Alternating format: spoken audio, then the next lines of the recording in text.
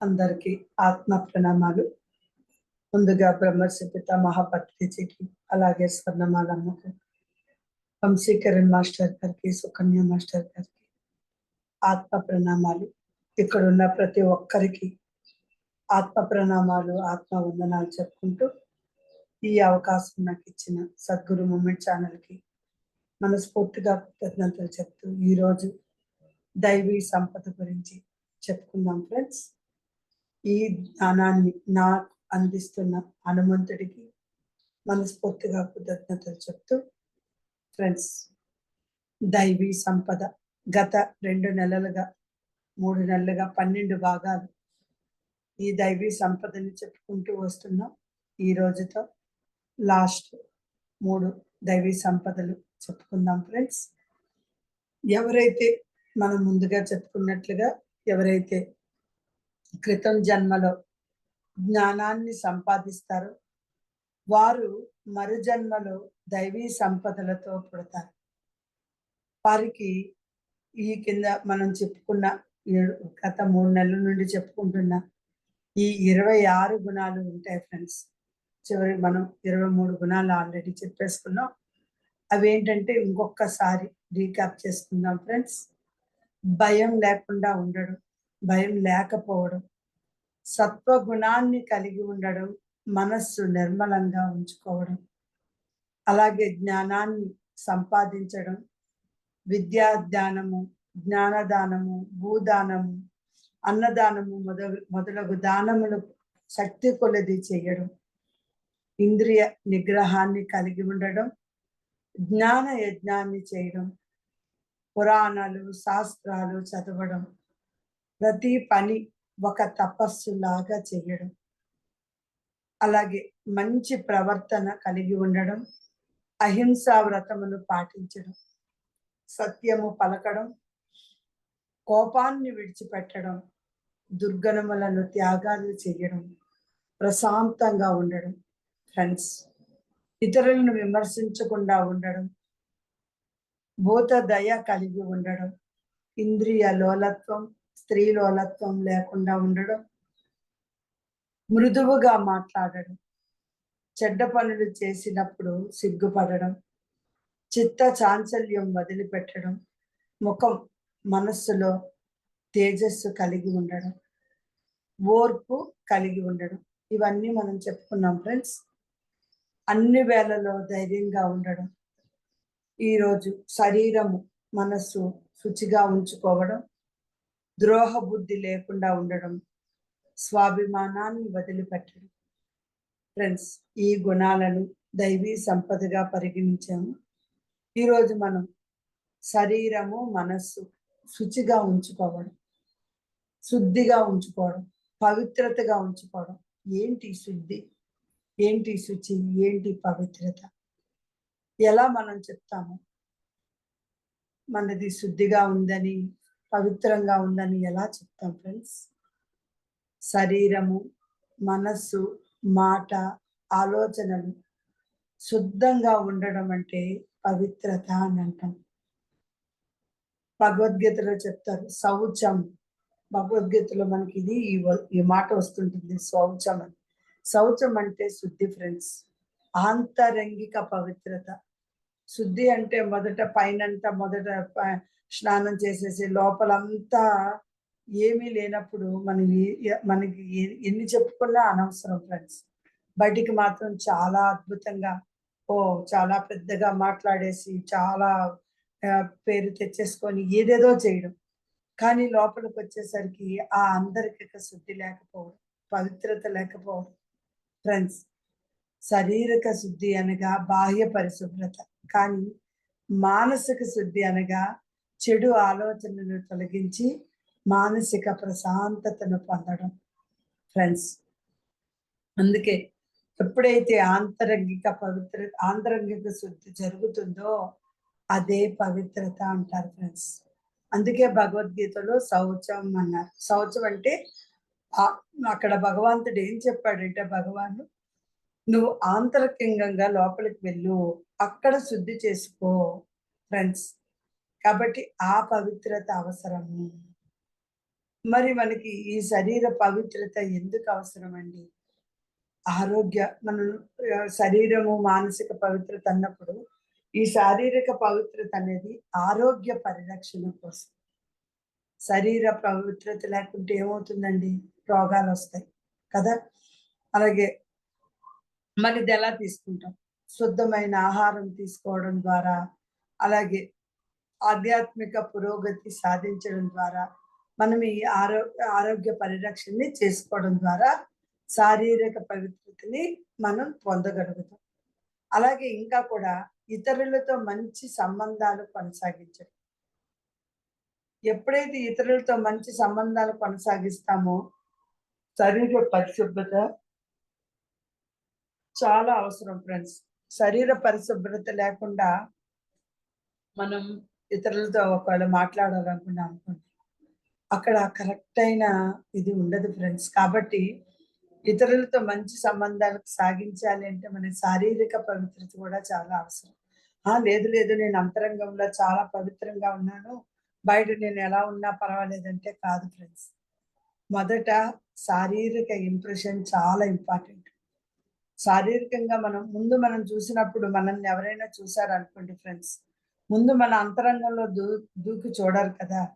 మనం లోపల ఎలా ఉన్నాము? మనం మంచిగా ఉన్నామా? చెడుగా ఉన్నామా? అనేది ఎవరికీ అర్థం కాదు. ముందు బాహ్యంగా మనం మాట్లాడే మాటలు, మనం ఎలా ఉంటున్నాం? మన స్టైల్ ఏంటి? మన యాటిట్యూడ్ ఎలా ఉంది? మన డ్రెస్సింగ్ స్టైల్ అంటే చూడగానే ఇంప్రెసివ్ అవ్వాలి కదా ఫ్రెండ్స్. అలా అయిన తర్వాతనే కదా మన అంతరంగికం ఏంటో తెలుస్తుంది. కాబట్టి ఇతరులతో మంచిగా ఉండాలి. మంచి సంబంధాలు కలగాలంటే ముందు శారీరక పరిశుభ్రత చాలా అవసరం ఫ్రెండ్స్. దైవ ప్రార్థన చేయడం, లేదా ధ్యానం చేయడం. ఇవన్నీ చేయాలంటే కూడా ముందు శరీరం పరిశుభ్రంగా ఉండాలి. చాలా ఇంపార్టెంట్ ఫ్రెండ్స్. కాబట్టి మనకి శారీరక పరిశుభ్రత ముఖ్యమే. అలాగే ఆంతరంగిక పరిశుభ్రత కూడా ముఖ్యమే. మరి ఈ శరీర పవిత్రతను ఎలా కాపాడుకోవాలి? నిత్యం స్నానం చేయాలి. శుద్ధమైన సాత్విక ఆహారం తినాలి. వస్త్రధారణ, నివాస ప్రదేశం శుభ్రంగా ఉంచుకోవాలి. మనం ఉండే ప్రదేశం చక్కగా ఉంచుకోవాలి. అలాగే వస్త్రధారణ అది బాగా ఉండాలి. అలాగే వేరే వాళ్ళ దగ్గర అపరిశుభ్రత కలిగించే ప్రవర్తనలు చేయకూడదు. ఫ్రెండ్స్, మనము ఎప్పుడు కూడా ఎరుకతో ఉండాలి. మనం ఎలా ఉన్నాము? మన పరిసరాలు ఎలా ఉన్నాయి? మనం నలుగురితో ఎలా ఉన్నాము? ప్రతి ఒక్కరితో మనం ఎలా బిహేవ్ చేస్తున్నాం? ఇవన్నీ కూడా చాలా ఇంపార్టెంట్ ఫ్రెండ్స్. కాబట్టి దైవ ప్రార్థన లేదా ధ్యానం చేయాలంటే కూడా ఎప్పుడైతే శరీర పరిశుభ్రంగా ఉండాలో, మరి పరిశుభ్రంగా ఉండాలంటే ఇవన్నీ పాటించాలి ఫ్రెండ్స్.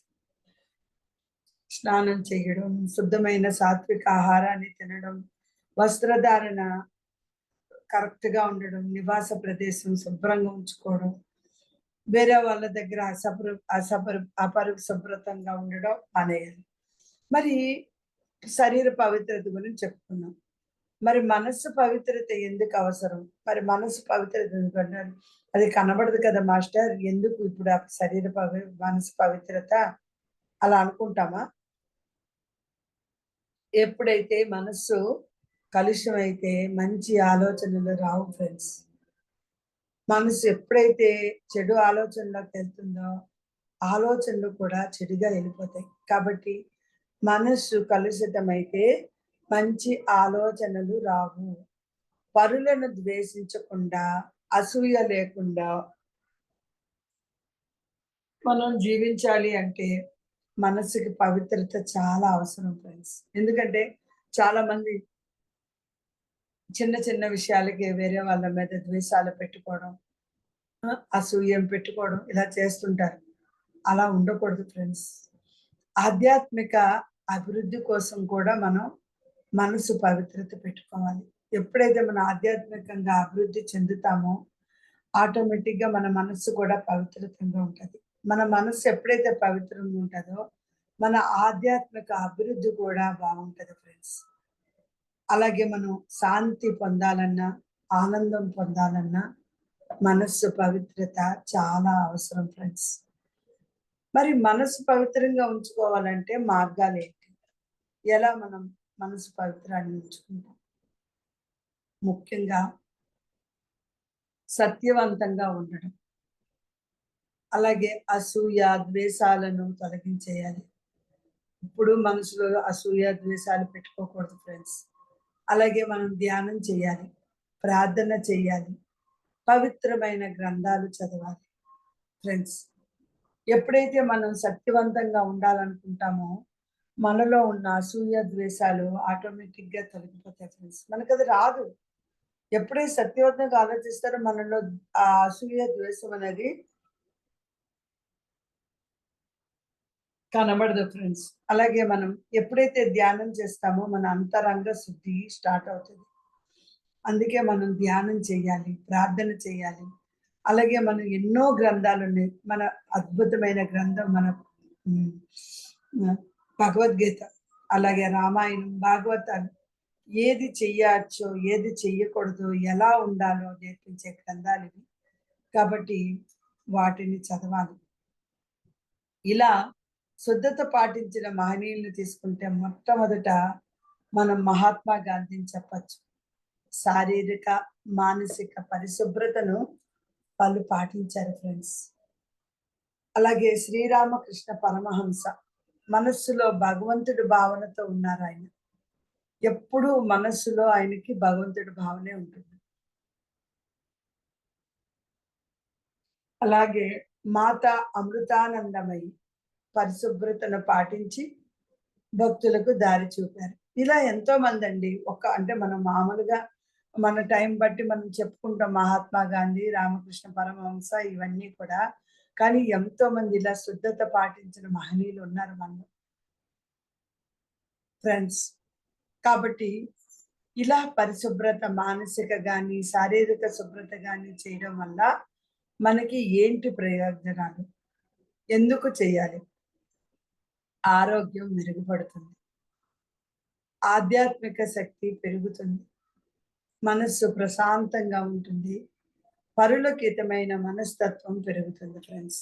కాబట్టి మనం ఎప్పుడు కూడా ఈ శారీరక పరిశుభ్రతని, మానసిక పరిశుభ్రతని పాటించి తీరాలి మై డియర్ ఫ్రెండ్స్. అందుకే మన శరీరము, మనస్సు శుద్ధి వలన ఆరోగ్యము, ఆనందము, ఆధ్యాత్మిక పురోగతి కలుగుతాయి ఫ్రెండ్స్. శుద్ధమైన జీవితం గడపడం ద్వారా మనం మోక్షాన్ని పొందగలుగుతాం ఫ్రెండ్స్. కాబట్టి ఎప్పుడూ కూడా మన శరీరము, మనస్సు శుద్ధి కలిగి ఉండాలి. ఇది చాలా చాలా ముఖ్యమైన దైవీ సంపద ఫ్రెండ్స్. కాబట్టి అలాగా మనం ఉండాలని ప్రయత్నిద్దాం. ఇంకొకటి ద్రోహ బుద్ధి లేకుండా ఉండడం. ద్రోహం అంటే ఏంటి? ద్రోహ బుద్ధి లేకుండా ఉండడం అనుకున్నాం కదా ఫ్రెండ్స్. మరి ద్రోహం అంటే ఏంటి? ద్రోహం అనగా ఆప్తులకు, సమాజానికి, ధర్మానికి వ్యతిరేకంగా పనిచేయడం. మనకు తెలుసు. సమాజానికి ద్రోహమే, ధర్మానికి వ్యతిరేకంగా ఉండడమే, అలాగే ఆప్తులకు కూడా వ్యతిరేకంగా ఉండడం. ద్రోహ బుద్ధి అంటే ఇతరులకు హాని కలిగించే ఆలోచనలతో ఉండడం. ఫ్రెండ్స్, భగవద్గీత ప్రకారం ద్రోహం అసుర గుణం. మనం ఇక్కడ ఏం చెప్పుకున్నాం? దైవీ సంపదల గురించి చెప్పుకున్నాం. దైవీ గుణాల గురించి చెప్పుకున్నాం. ఈ దైవీ గుణాలు ఎప్పుడైతే ఈ ద్రోహం అనేది ఉంటుందో అది అసురు గుణం కింద వెళ్ళిపోతుంది ఫ్రెండ్స్. కాబట్టి మనం దైవీ సంపదని చేసుకోవాలంటే ద్రోహ బుద్ధి లేకుండా ఉండడం. మరి ద్రోహ బుద్ధిని ఎందుకు మనం ఉండకూడదు అనుకుంటున్నాం? ఎందుకు? ఇప్పుడు ఏమిటి ఉంటే పరులకు హాని కలిగించడం పాప కార్యం మనకు తెలుసది. అలాగే సమాజంలో నిందకు గురవుతాం. ముఖ్యంగా సమాజంలో మనం అలాగ ఉండడం వల్ల నిందలకి గురవుతాం ఫ్రెండ్స్. ధర్మ పదాన్ని విడిచి పతనం అవుతాం. ఎప్పుడైతే ధర్మపదంలో నడవలేదో పతనానికి దారి తీస్తాము. అలాగే ఇతరులకు హాని చేసేవారు జీవితంలో శాంతిని కోల్పోతారు ఫ్రెండ్స్. కాబట్టి మనం పరులకి దేహబుద్ధి తగ్గించుకోవాలి. త్యజించాలి. తగ్గించుకోవడం కాదు. అసలు పూర్తిగా వదిలేయాలి ఫ్రెండ్స్ దేహశుద్ధిని. ఇది.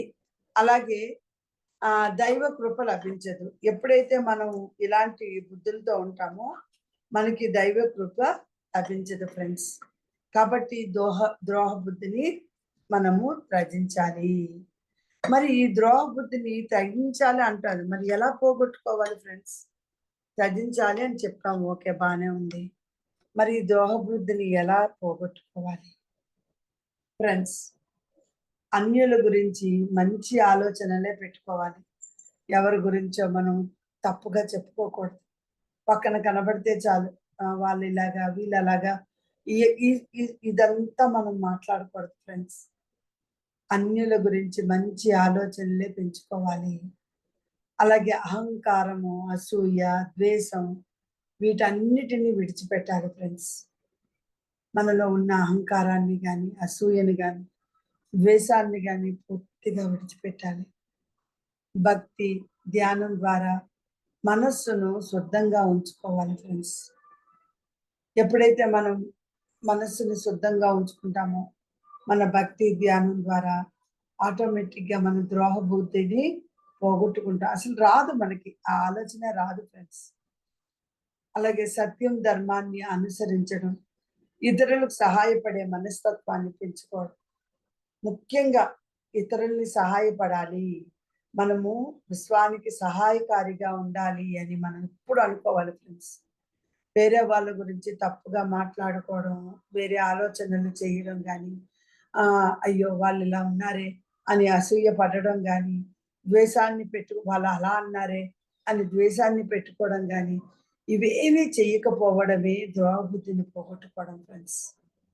ఎప్పుడు కూడా మనకి కలిగిన దాంట్లో ఎంత ఉంటే అంత దాంట్లో కొద్దిగా వేరే వాళ్ళకి సహాయపడే మనస్తత్వాన్ని మనం పెట్టుకోవాలి ఫ్రెండ్స్. మరి ఇలా ద్రోహ బుద్ధిని నివారించిన మహనీయుల్లో మొట్టమొదట మనం ధర్మరాజుని చెప్పుకోవచ్చు. శత్రువులకు ద్రోహం చేయకుండా ధర్మబద్ధంగా జీవించాడు ఆయన. అలాగే హరిశ్చంద్రుని చెప్పుకోవచ్చు. ఎన్నో కష్టాలు ఎదుర్కొన్నారు ఆయన, అయినా ధర్మాన్ని వదలలేదు. మీకు తెలుసు హరిశ్చంద్రుడి గురించి చదివామంటే చివరికి భార్య బిడ్డలను కూడా అమ్మేసి కాటి కాపరిగా చేరిపోతారు. అబద్ధం ఆడకూడదన్న ఒక్క విషయానికి ఫ్రెండ్స్.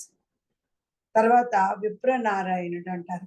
అంటే ఒక దశలో తప్పిపోయినా తిరిగి దైవ పదాన్ని ఎంచుకుంటాడు. అంటే ఆ ఒక దశలో ఆయన చాలా మారిపోతాడు అనమాట. అయినా కూడా మళ్ళీ తిరిగి దైవ పదంలోకి వస్తాడు. అలాగే శివాజీ ధర్మ పరిపాలన చేస్తూ ద్రోహాన్ని నిరాకరించాడు. ఇలా ఎంతో మంది ఉన్నారు ఫ్రెండ్స్. మనం కొంతమందిని చెప్పుకుంటున్నాం, కానీ ఎంతో మంది ఇలా ద్రోహ బుద్ధిని నివారించిన మహనీయులు ఉన్నారు. మరి ద్రోహం లేకుండా జీవించడం వలన మనకి ఏంటి ప్రయోజనాలు? మనం ఎందుకు ద్రోహం లేకుండా జీవించాలి? పరులకు మన మీద విశ్వాసం పెరుగుతుంది ఫ్రెండ్స్. ఎప్పుడైతే మనం ద్రోహం లేకుండా ఉంటామో ప్రతి ఒక్కరికి మన పైన విశ్వాసం ఉంటుంది. శాంతియుతమైన జీవితం గడపగలుగుతాం ఫ్రెండ్స్. హాయిగా ఉంటుంది, ప్రశాంతంగా ఉంటాం అన్నమాట. ధర్మబద్ధంగా నిలబడగలుగుతాం. దైవ అనుగ్రహం కలుగుతుంది ఫ్రెండ్స్. మనకి ఎప్పుడైతే మనం ద్రోహం లేకుండా ఉంటామో ఆటోమేటిక్గా దైవగ్రహం ఉంటుంది. సంసారము, ఆధ్యాత్మిక జీవితం రెండూ సాఫల్యం అవుతాయి. అదే కదా మనం సంసారం చేసుకోవాలి, ఆధ్యాత్మిక జీవితాన్ని, వ్యక్తిగత జీవితాన్ని, అలాగే వృత్తిపరమైన జీవితాన్ని, వీటన్నిటిని చేయాలి మరి.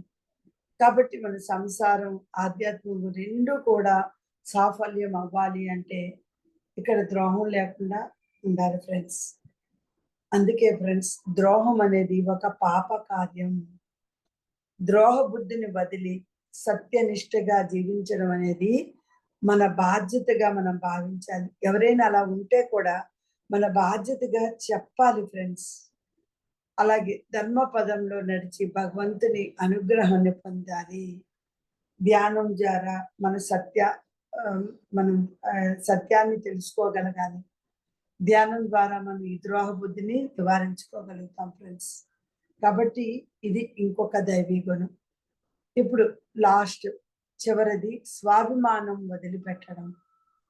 ఫ్రెండ్స్, ఏంటి స్వాభిమానాన్ని వదిలిపెట్టడం? స్వాభిమానం అంటే ఏమిటి? అంటే స్వాభిమానం అంటే స్వీయ గర్వం. స్వీయం అంటే గర్వంగా ఉండడం. అసమ్మతి, ఎవరికి సమ్మతి కానిది దర్పం అన్నమాట. మనం చాలా సార్లు అంటాం కదా, ఎవరైనా చూస్తే భలే దర్పం చూపిస్తున్నారు అంటాం. అహంకారంతో ఉండడం ఫ్రెండ్స్. అంటే గర్వం అన్నమాట. నేను నా అంతటోళ్ళు లేరు అనే గర్వంతో ఉండడం. అహంకారంతో ఉండడం. ఓకే. నాకు అన్నీ ఉన్నాయి.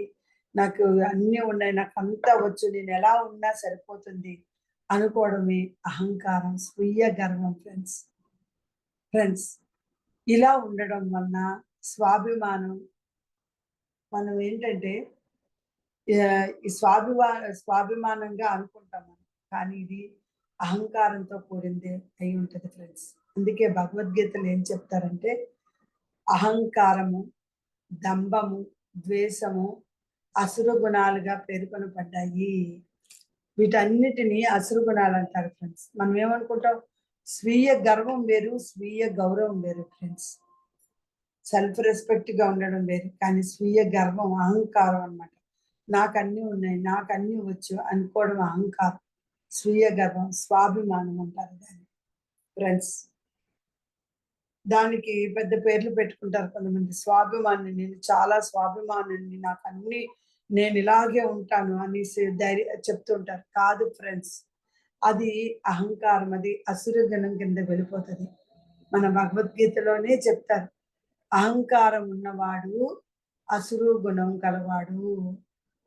దంభము, ద్వేషము ఎవరిపైన పెట్టుకుంటాడో వాడు అసురు గుణాల్లోకి వెళ్ళిపోతాడు. నిజమైన ఆత్మ జ్ఞానం కలగాలి అంటే ఈ అహంకారం అడ్డంకి అవుతుంది ఫ్రెండ్స్. కాబట్టి మనము ఈ స్వాభిమానాన్ని వదిలిపెట్టాలి. ఏంటి? ఎలా వదిలిపెట్టాలి మరి? అహంకారాన్ని వదిలిపెట్టాలి. ఎందుకు? అహంకారం మనస్సుకు కుళ్ళు తెస్తుంది. ఒక్కసారి మన అహంకారంతో ఉన్నామంటే మన మనస్సుకి ఒక ఒక కుళ్ళు లాగా వచ్చేస్తుంది ఫ్రెండ్స్. ఇతరుల అభిప్రాయాలను మనం అస్సలు అంగీకరించం. అస్సలు అంగీకరించం. ఎప్పుడైతే అంగీకరించమో ఒంటరిగా మారిపోతాం. మనం ఏం చెప్పినా మనం ఒకవేళ మంచి చెప్పినా కూడా వాళ్ళకి బుర్రకి ఎక్కదు ఫ్రెండ్స్. తలకెక్కదు. వాళ్ళకి ఎంతసేపు ఏంటంటే నేను అనుకున్న అభిప్రాయమే కరెక్టు. లాస్ట్‌కి మనం చెప్తాం. ఒకసారి చెప్తాం, 2 సార్లు చెప్తాం, 3 సార్లు చెప్తాం. తర్వాత ఏమంటామండి? వద్దులే, మనకేం అవసరం లేదు. మనం ఏం చెప్పక్కర్లేదని వదిలేస్తాం. అప్పుడు ఎవరు ఒంటరోళ్ళవుతారు? వాళ్ళే ఒంటరోళ్ళవుతారు. ఇంకెవరు సమాధానం చెప్పేవాళ్ళుండరు. సలహాలిచ్చేవాళ్ళుండరు. ఎప్పుడైతే ఒంటరైపోతామో సమాజంలో సహనాన్ని కోల్పోతాం ఫ్రెండ్స్. చాలా మంది అంటుంటారు, "నువ్వు నాతో మాట్లాడవు. వేరే వాళ్ళతో మాట్లాడతావు" అంటారు. కానీ వాళ్ళతో ఎందుకు మనం మాట్లాడలేకపోతున్నాం? వాళ్ళ తాలూకా ఇది ఏముంది? ఎలా ఉంది? అనేది ఒక్కసారి ఎరుకలో ఉండి తెలుసుకోవాలి ఫ్రెండ్స్. అర్థమవుతుందా? కాబట్టి ఎప్పుడైతే సమాజంలో సహనాన్ని కోల్పోతామో, మనము వెంటనే ఒకటి అనుకోవాలి ఫ్రెండ్స్. భగవంతుణ్ణి శరణు పొందాలి. అహంకారాన్ని పూర్తిగా వదిలిపెట్టేయాలి. ఎప్పుడైతే మనం భగవంతునితో శరణాగతిలోకెళ్తామో, మన అహంకారాన్ని వదిలిపెట్టగలుగుతాము. ఆధ్యాత్మిక పురోగతి సాధించడానికి మనసు చాలా స్వచ్ఛంగా ఉండాలి ఫ్రెండ్స్. అది కూడా ఇంపార్టెంటే. ఎప్పుడైతే మనం స్వచ్ఛంగా లేకపోతామో, మనం ఆధ్యాత్మికంగా కూడా ముందుకు వెళ్ళలేము. మరి ఏంటి? ఈ స్వాభిమానాన్ని తగ్గించుకోవడానికి మార్గాలేంటి? అహంకారాన్ని నివారించేందుకు త్యాగం నేర్చుకోవాలి. మొట్టమొదటిగా అహంకారాన్ని వదిలేయాలి ఫ్రెండ్స్. సామాన్య ప్రజలతో వినయం కలిగిన రీతిలో మెలగాలి. ప్రతి ఒక్కరితో. వీళ్ళు వాళ్ళని కాదు. ఓ నేను చాలా హై ఇక్కడున్నాను. వాళ్ళు ఇక్కడున్నారు. వాళ్ళు ఇప్పుడే ఉన్నారు. కాబట్టి వాళ్ళతో నేను చాలా అహంకారంగా నో ఫ్రెండ్స్. సామాన్య ప్రజలతో, మన క్రింది ఉద్యోగులతో, చుట్టుపక్కల వాళ్ళతో, అందరితో కూడా వినయంగా ఉండాలి ఫ్రెండ్స్. జ్ఞానాన్ని పెంపొందించుకోవాలి. ప్రతి ఒక్కరి దగ్గర నేర్చుకోవాలి. ఈవెన్ ఒక చీమ ఉంటే ఆ చీమ దగ్గర కూడా మనం నేర్చుకోగలగాలి ఫ్రెండ్స్. భక్తి మార్గంలో నడవాలి. భగవంతుడికి అహంకారం, అర్ధరహితం అన్ని భగవంతుడి అనుగ్రహంగా స్వీకరించాలి. అందుకే చూడండి, ఈ ఫలాలు, పుష్పాలు ఇవన్నీ అంటాం కదా! దేవుడిచ్చింది మళ్ళీ దేవుడికి ఇవ్వడం ఏంటి? ఆ పువ్వులన్నీ కోసేసి అవన్నీ చేసి దేవుడే కదా ప్రకృతి పరంగా మనకిచ్చారు. మరి మళ్ళీ అదే మళ్ళీ ఇస్తున్నామా? లంచం ఇస్తున్నామా? మరెందుకు దేవుడిని అంతరంగికంగా మనము అంగీకరించము ఫ్రెండ్స్? కాబట్టి అన్నీ భగవంతుడి అనుగ్రహంగా స్వీకరించాలి ఫ్రెండ్స్. ఈ అహంకారాన్ని నివారించేటప్పుడు ఎప్పుడైతే ఉంటామో మనం త్యాగాన్ని వస్తుంది ఫ్రెండ్స్. ఈ స్వాభిమానాన్ని విడిచిపెట్టిన మహనీయులు మొట్టమొదట హనుమంతుడు. అన్ని శక్తులు ఉంటాయండి. హనుమంతుడికి లేని శక్తే లేదు. కానీ ఏ రోజు కూడా అహంకారం ఉండదండి. అన్ని శక్తులున్న అహంకారం లేకుండా శ్రీరాముడికి పరిపూర్ణ భక్తుడిగా మారిపోయాడు. శ్రీరాముడికి ఒక కుడి భుజంలా మారిపోయాడు. హనుమ లేనిదే రామాయణం లేదు అనిపించుకున్నాడు ఫ్రెండ్స్. శ్రీకృష్ణుడు మనకు తెలుసు. శ్రీకృష్ణుడు అంటేనే జగద్గురు. జగద్గురు అయిన సాక్షాత్ పరమాత్ముడైన వినయంతో ఉన్నాడు. ఎంతో వినయంతో ఉన్నాడు. విప్రనారాయణుడు తాను చేసిన తప్పును గ్రహించి దాసుడిగా మారిపోవడం. భగత్ సింగ్ దేశం కోసం స్వప్రయోజనాలను నిర్వచించేశాడు. ఇలా తీసుకుంటే చాలా మంది మళ్ళీ వస్తారు ఫ్రెండ్స్. మరి స్వాభిమానాన్ని విడిచిపెట్టడం వల్ల కలిగే ప్రయోజనాలు ఏంటి? ఫస్ట్ మనం ఈ అహంకారం, ఈ దర్పం లేకపోతే ఎలా ఉంటామో తెలుసా? ప్రశాంతంగా ఉంటాం ఫ్రెండ్స్. మనసు ప్రశాంతంగా ఉంటుంది. సహనశీలత పెరుగుతుంది ఫ్రెండ్స్. మనలో సహనశీలత పెరుగుతుంది. ఇతరులతో శ్రద్ధగా మెలగగలుగుతారు. ఆధ్యాత్మికంగా ఉన్నత స్థాయికి చేరుతారు ఫ్రెండ్స్. భగవంతుని కృప పొందుతారు. ఇవన్నీ కూడా ఎప్పుడు మనం అహంకారాన్ని వదిలేసినప్పుడు. అందుకే ఫ్రెండ్స్, అహంకారం మన జీవితాన్ని నాశనం చేస్తుంది. అహంభావాన్ని వదిలిపెట్టి దైవ స్థితిని, దైవనిష్టతో జీవించడం ఎంతో ఉత్తమమైన ధర్మం ఫ్రెండ్స్. వినయము, సహనము కలిగి ఉంటే జీవితంలో శ్రేయస్సు కూడా లభిస్తుంది ఫ్రెండ్స్. మనం ఎప్పుడైతే వినయంతో ఉంటామో, మనం ప్రతి ఒక్కరితో వినయంగా, సహనంగా, అద్భుతంగా మాట్లాడాము, మన జీవితంలో కూడా శ్రేయస్సు లభిస్తుంది. ప్రతి ఒక్కరూ మనకు సహాయం చేస్తారు. వాటి వల్ల మనం అద్భుతంగా ముందుకు వెళ్ళగలుగుతాం ఫ్రెండ్స్. ఆ వర్కులు చేసేది అవన్నీ అయిపోయాయి. మనకు అయిపోయింది. మన టైం అయిపోయింది. మనం ఇంకా వినయంగా ఉండడం, సహనం కలిగి ఉండి అందరి దగ్గర మంచి మార్గంలో ఉండాలి ఫ్రెండ్స్. ఇవి దైవీ సంపద 26 గుణాలు ఫ్రెండ్స్. ఇవి పాటించి ధర్మ పదంలో నడిస్తే భగవంతుని అనుగ్రహం లభిస్తుంది. ఎప్పుడైతే భగవంతుని అనుగ్రహం లభిస్తుందో మన ఆధ్యాత్మికంగా ఇంకా ముందుకు వెళ్తాం ఫ్రెండ్స్. ఇంతగా ఆదరించిన మీకు మనస్ఫూర్తిగా కృతజ్ఞతలు, ఆత్మ ప్రణామాలు చెప్తూ థ్యాంక్ యూ సో మచ్. 26 దైవీ గుణాలు చెప్పే అదృష్టాన్ని ఇచ్చిన మీకు మనస్ఫూర్తిగా కృతజ్ఞతలు చెప్తున్నాను. Thank you so much master.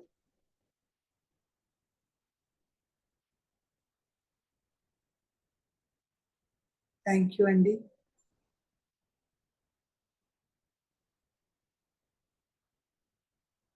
Friends,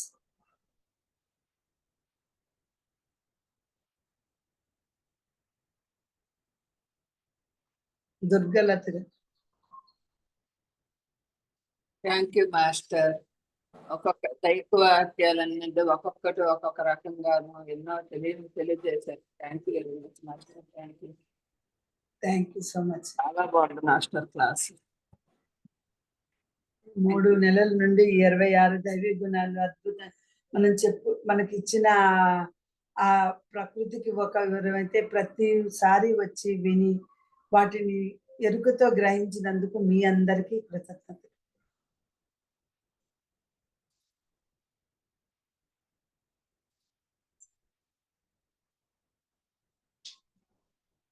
friends ఇంకెవరైనా మాట్లాడతారా?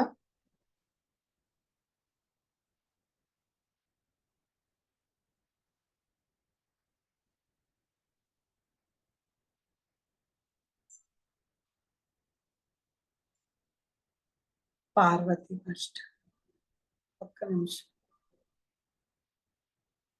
చెప్పండి మాస్టర్. పార్వతి మాస్టర్. మాస్టర్ చాలా అద్భుతంగా ఉన్నాయి మాస్టర్ దైవీ సంపదలు. అసలు గుణాలు మనలోనేనా ఇవి గుణాలన్నీ ఉన్నాయి? మనమేనా ఈ విధంగా ప్రవర్తిస్తున్నాము? ఎంతో సూక్ష్మంగానే అనిపిస్తది. కానీ మనలో ఎన్ని పొరపాట్లు జరుగుతుంటాయి అనేది అసలు ఎంత బాగా చెప్పినారంటే మాస్టర్, బాగా అర్థమైంది మాస్టర్. చాలా చాలా Thank బాగుంది మాస్టర్. మంచి జ్ఞానాన్ని ఇచ్చినారు మాకు. Thank చాలా you so thanks master. Thank you so much. అలా మీరు స్టార్టింగ్ నుండి ఉండి అలా ఫాలో అవుతూ ఎంతో నిజంగా ఆత్మస్థితిలోకి వెళ్తున్నారు master. Thank you so much. అభినందనలు. నాగప్రియ.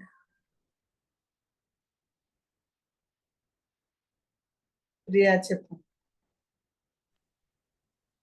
మాస్టర్ ఈరోజు మీరు చెప్పిన పాయింట్స్ అన్ని చాలా అద్భుతం. కానీ ఒకటి చెప్పింది నాకు నచ్చింది అంటే భౌతిక శరీరాన్ని ప్లస్ అంతరంగం ఈ రెండు ఎప్పుడైతే పవిత్రంగా ఉంటాయో అప్పుడు మనం ఆ స్థితికి చేరుకుంటామండి. అది మాత్రం అంటే ధ్యానం చేసినంత మాత్రాన సత్సంగంతో సంఘర్షణ చేసినంత మాత్రాన ఏది చేసినా కానీ మన ఆత్మ పరిశీలన ఎప్పుడైతే మనం చూసుకుంటాం మనం చేసేది తప్ప రైట్ అనేది ఎవరు చెప్పాల్సిన అవసరం లేదండి. మన అంతరంగమే మనకు చెప్తుంది. అంటే ఒకటి చేస్తే ఇది కరెక్టు లేదు అన్న విషయాలు ఏది ఒప్పు ఏది తప్పు అనేది మన ఆత్మ మనకి ఎప్పుడు చెప్తూ ఉంటుంది. అలానే మన చుట్టూ ఉన్న పరిస్థితులు కూడా ఎప్పుడు కూడా మనం ఎరుకు స్థితిలో ఉంటే గమనించుకుంటూ మనం భౌతిక ప్రపంచంలో అవ్వచ్చు అది మన అంతరంగంలోనే ఉండదు. ప్రతిసారి కూడా మన చుట్టూ ఉన్న వ్యక్తులు కానీ వారి యొక్క ప్రవర్తన కానీ మనం చూస్తూ మౌనంగా ఎప్పుడైతే ఎరుకు స్థితిలో ఉంటామో మన చుట్టుపక్కల ఉన్నాయి మనం గమనించగలుగుతాము. అది సరైనదా కాదా అని చెప్పి నీ ఆత్మ నీకు చెప్తూనే ఉంటుంది. నీ ఆత్మ చెప్పింది కనుక వెళ్తే కనుక మన జీవితంలో మాత్రం చాలా అద్భుతంగా వెళ్తామండి. నాకు ఆ పాయింట్స్ బాగా నచ్చాయి. మన అంటే అంతే కదా, భౌతికంగా మనం ఎలా కనిపించినా కానీ అంతరంగంలో మార్పు లేనప్పుడు ఎన్ని చేసినా అలానే అంతరంగంలో కూడా మార్పు ఉన్నా కానీ బయట అంటే సమాజాన్ని బట్టి అందరినీ కూడా అర్థం చేసుకుంటూ చుట్టుపక్కల వాళ్ళని గౌరవించుకుంటూ వెళ్ళాలి. భౌతికంగా ఎంత ఇంపార్టెంటో అంతరంగంగా అంతే ఇంపార్టెంట్. అంటే రెండు మనం సరి చేసుకుంటూ అద్భుతంగా వెళ్ళాలని అద్భుతమైన పాయింట్స్ అండి. నాకు ఆ పాయింట్స్ బాగా నచ్చాయి. Thank you master. చాలా అద్భుతమైన దైవీ సంపదల్ని ప్రతి ఒక్క దాన్ని అద్భుతంగా చెప్తూ మనం ఆచరణలో పెడుతూ వెళ్తే చాలా అద్భుతమైన జ్ఞానాన్ని మన ఆత్మకి ఇచ్చిన వెళ్తామండి. మీరు చెప్పారు చూడండి, మరుజన్మ ఉంటే కనుక ఈ గుణాలతో పుడతారని. ట్రూ అండి. మనం ఏదైతే నేర్చుకుంటామో ఏది రాదు కదా, ఒక జ్ఞానం తప్పితే ఏది రాదు. చాలా అద్భుతంగా చెప్పారు మాస్టర్. థ్యాంక్ యూ అండి. Thank you so much. Thank you so much Priya. Madam అందరికి అన్మిట్ ఆప్షన్ ఇచ్చి మీరు కూడా అన్మిట్ చేసుకోండి. మీది కూడా మైక్ స్టాప్ అయింది. ఓకే ఫ్రెండ్స్ ఇంకెవరైనా మాట్లాడతారా లేదంటే సెషన్ చేసుకో.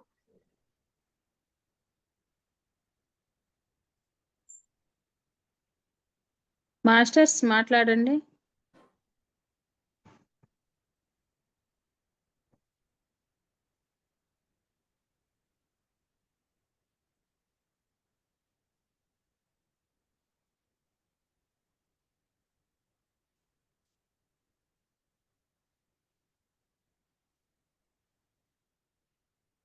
ఎవరు మాట్లాడరా మాస్టర్స్? సెషన్ ఎండ్ చేసుకుందామా? Okay master. ఎవరైనా మాట్లాడతారని చూస్తాను. అది అందరికి మనకు పొద్దున్నే కదా.